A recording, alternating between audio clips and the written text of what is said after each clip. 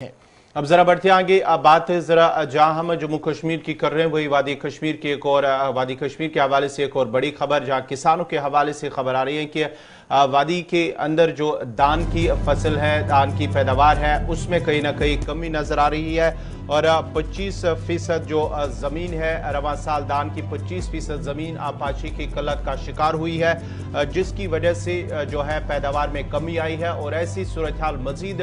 चंद साल तक जारी रहेगी, ये माहिरीन का मानना है। क्योंकि उनका मानना है कि मौसमियाती तब्दीली की वजह से फसल की पैदावार में कमी आई है। जिस तरह से जो मौसमियाती तब्दीली देखने को मिल रहे हैं, उसकी वजह से भी जो धान की फसल है उसमें कमी आ रही है। क्योंकि अब जो इरिगेशन शॉर्टेज की वजह से भी जो मानना है, वहाँ पर वादी कश्मीर के अंदर करीब 25% ऐसी ज़मीन है जहाँ पर इरिगेशन की कमी की वजह से जो है धान की फसल, ये 25% ज़मीन जो है वो मुतासिर हुई है और उसकी वजह से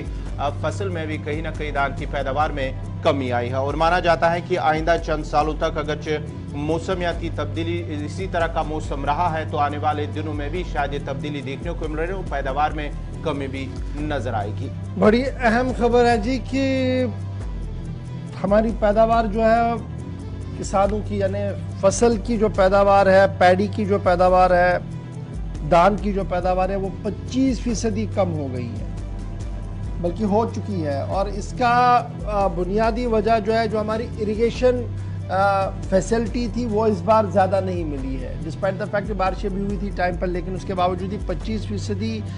जो धान की ज़मीन है वो बुरी तरह से मुतासर हुई जी इरिगेशन शॉर्टेज की वजह से रवां साल के दौरान। और ये सिलसिला इस साल थमेगा नहीं, बल्कि आने वाले चंद सालों तक और रहेगा। सरकारी ज़राया जो है वो लगातार इस बात की तस्दीक कर रहे हैं और सरकारी और कॉस्ट के जो इंजीनियर्स, जो डॉक्टर्स हैं, जो रिसर्चर्स हैं, वो लगातार ये बता रहे हैं कि जनाब अब रिवायत से हटकर काम करने की ज़रूरत है। और अगर हमने रिवायत से हटकर काम नहीं किया तो आने वाले दिनों में ग़िज़ाई अजनास की किल्लत, जो अपनी हमारी पैदावार है, उसमें मज़ीद किल्लत होगी और हम और ज़्यादा डिपेंडेंट रहेंगे जी बैरून रियासत से माल को लाने के हवाले से। एग्रीकल्चर सेक्टर में जिस तरीके से मौसमियाती तब्दीली का असर है, जिस तरीके से हमारी गलतियों का असर है कि क्योंकि नदी नाले और ये जो सारे झरने हमारे पास चल रहे थे, जिस तबाही के साथ हमने इनको तबाह किया है, जिस तेज़ी के साथ हमने इनको तबाह किया और जिस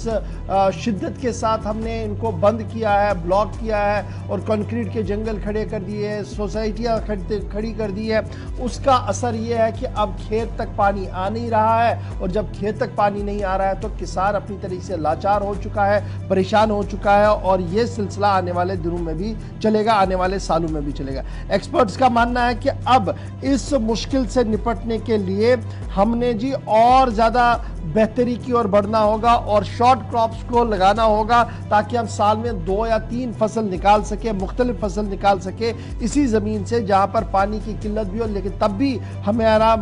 सिलसिला जो है वो चलता रहे। और इस सिलसिले में हमने ग्राउंड पर अब काम करने की ज़रूरत है, रिवायत से हटकर काम करना होगा, ये माहिरीन की तरफ से कहा जा रहा है। लेकिन 25% अगर इस साल हुआ है और 2-3 साल तक अगर इसी तरीके से चला तो आने वाले सालों में हमारी सूरत हाल अपनी पैदावार की क्या होगी, एक बार ज़रा सोचिएगा। और ये वो लोग भी सोचिएगा जो बिल्डर्स हैं, जो कंस्ट्रक्शन